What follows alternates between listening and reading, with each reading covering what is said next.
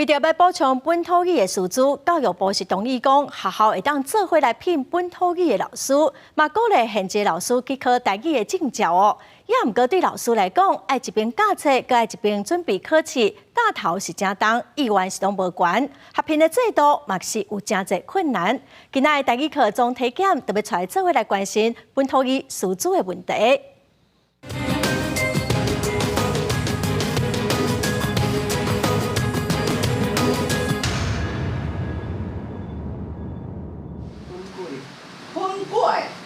最近是毋是较流行饮料内底爱掺粉粿？随风各港的学生当咧上台语课，上台语课的老师，伊嘛是这间学校的国文老师。即马大部分学校主要是鼓励家己的老师去考台语认证，毋过老师讲爱教台语，搁爱国本科，大头有影加真重。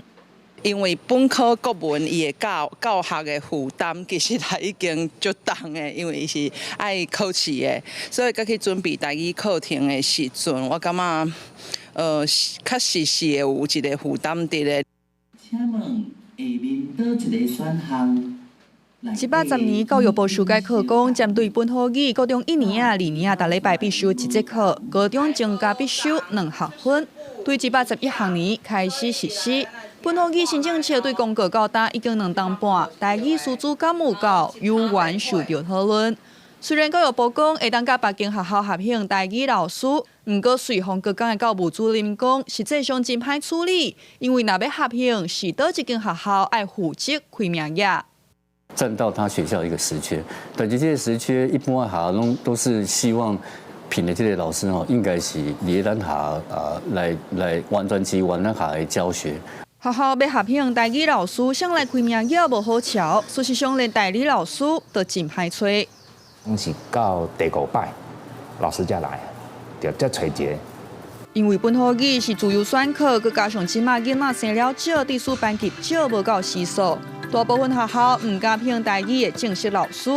台语师资培育的速度嘛无够紧。根据教育部的资料，全台湾认证有过中高级会当教台语的现职教师，11324人。经过教育机关认定的台语支援教师3331人，目前高级中等以下学校台语师资拢总14655人。毋过，根据教育部18-12年公布的数据，18-11年度国小加注台语专长敢若4人，国中高中有台语教师证敢若121人，显示专业的台语师资大欠缺。补助还是讲来推动台语伫个校园内面，大学的校园内面有台语的环境，安尼才会当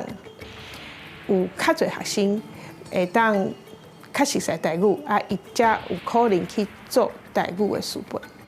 台师大台文系的系主任认为讲，要甲台语师培的人数求好悬，上紧的办法就是让台语进入大学、进入生活。照目前台语师资3大管道。跨校合聘，鼓励现职教师考台语认证，台语教师争取开配，能力甲专业度拢要有改善的空间，正做教育部爱赶紧处理的问题。记者综合报道。